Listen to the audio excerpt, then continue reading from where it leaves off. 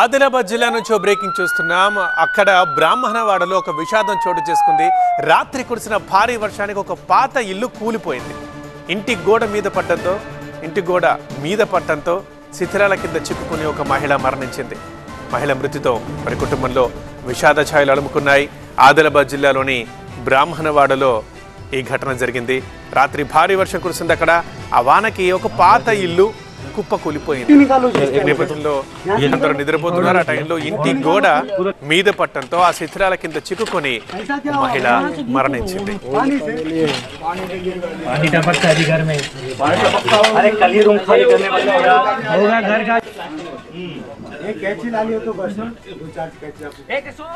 ఉత్తర తెలంగాణలో భారీ వర్షాలు కురుస్తున్నాయి. ఆదిలాబాద్, నిజామాబాద్ జిల్లా వ్యాప్తంగా. సో ఆదిలాబాద్లో కూడా గత రాత్రి భారీ వర్షం కురిసింది.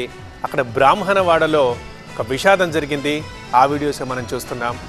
రాత్రి కురిసిన భారీ వర్షానికి పాత ఇల్లు ఒకటి ఒక్కసారిగా కుప్ప కూలిపోయింది. ఆ టైంలో నిద్రించే టైం కాబట్టి ఇంటి గోడ మీద పడటంతో శిథిలాల కింద చిక్కుకొని ఒక మహిళ మరణించింది. దీంతో ఆ కుటుంబంలో విషాద ఛాయలు అలుముకున్నాయి.